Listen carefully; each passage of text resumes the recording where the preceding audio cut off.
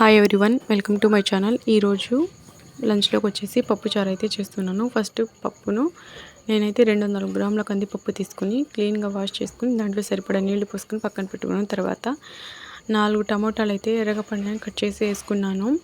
దాంట్లోకి వచ్చేసి 4 పచ్చిమిర్చి వేసాను. ఎక్కువ వేస్తే మా పిల్లలు అంత ఇష్టంగా తినరు. పిల్లలు తినేది కొంచెమైనా ఇష్టంగా తినాలని నేను కొంచెం లైట్గా కారం అయితే తగ్గిస్తాను. తర్వాత ఒక స్పూన్ కారం వేసాను. తర్వాత చిటికెడు పసుపు కూడా వేసాను. ఆ క్లిప్ అయితే మిస్ అయింది.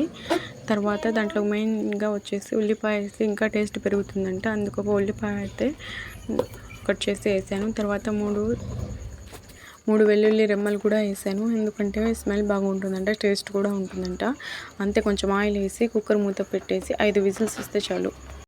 మన పప్పు అనేది మెత్తగా ఉడికిపోతుంది. పప్పులోకి పెద్ద నిమ్మకాయ సైజ్ అంత చింతపండు అయితే వేసాను. అంటే పులుపుకు తగ్గట్టు చింతపండు వేసుకోవాలి.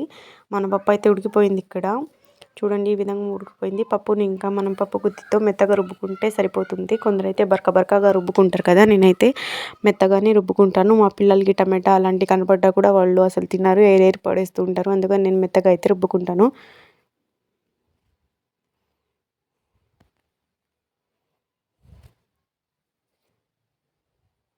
ఈ విధంగా మెత్తగా రుబ్బుకున్న తర్వాత దీంట్లోకి వచ్చేసి మనం నానబెట్టుకున్నాం కదా, చింతపండు గుజ్జు అయితే వేసుకొని కలుపుకుంటాను. అంటే నేను చింతపండు గుజ్జు వేసిన తర్వాత ఒక గ్లాస్ అయితే వాటర్ అయితే కలిపాను. ఎందుకంటే పప్పు చారు అనేది కొంచెం పలుచగా ఉంటేనే పిల్లలు కూడా ఇష్టంగా తింటారు. గట్టిగా ఉంటే అంత ఏం బాగుండదు.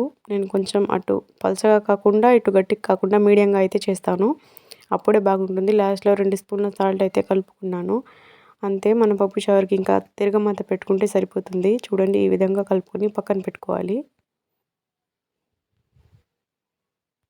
పప్పులోకి తిరగమాత కోసమని స్టవ్ మీద గిన్నె పెట్టుకొని దాంట్లో ఆయిల్ వేసుకొని హీట్ అయిన తర్వాత నేను తిరగమాతకులో సన్నగా తరిగిన ఉల్లిపాయలు, 4 వెల్లుల్లి రెమ్మలు దంచి వేస్తాను. తర్వాత కొంచెం కరివేపాకు, స్పూన్ జీలకర్ర, స్పూన్ ఆవాలు వేసుకొని, అంటే తిరగమాత గింజలు అంటారు కదా, వేసుకొని లైట్గా ఫ్రై అవనివ్వాలి. అంటే అవి బాగా ఫ్రై అయితే స్మెల్ మంచిగా వస్తుందని కొంచెం లైట్గా కలర్ చేంజ్ అయ్యేంత వరకు ఫ్రై అవనిస్తాను. ఎండుమిర్చి వేసినా బాగుంటుంది. నాకైతే ఇక్కడ ఎండుమిర్చి కూడా లేదు, నేను వేయలేదు. ఎండుమిర్చి ఉంటే వేసుకోవచ్చు, లేకపోతే ఏం పర్వాలేదు, అలా అయినా వేసేసుకోవచ్చు. ఇలా ఫ్రై అయిన తర్వాత తిరగమాతలో మన పప్పు చారంది వేసేసుకొని ఇంకా 10 నిమిషాలు అయితే మనం బాగా మరగనిచ్చామనుకోండి, ఇంకా మన పప్పు చారు అనేది రెడీ అయిపోతుంది. ఇంకా పప్పు చారు మరిగేటప్పుడు స్మెల్ వస్తుంది చూడండి, భలే ఉంటుంది ఆ స్మెల్. ఇంకా కొంచెం కొత్తిమీర వేసుకొని ఉంచుకుంటే ఇంకా బాగుంటుంది. మా పిల్లలు అసలు కొత్తిమీర కూడా తినరు, అది వంకలా చూపిస్తారు, ఆకులు వేసేసావు దాంట్లో అని. అందుకే నేను మా పిల్లలు తినరు కదా అని వేయలేదు. దీంట్లో కాంబినేషన్ ఆమ్లెట్ ఉంటే బాగుంటుంది. ప్లీజ్ వీడియోని లైక్ చేయండి, సబ్స్క్రైబ్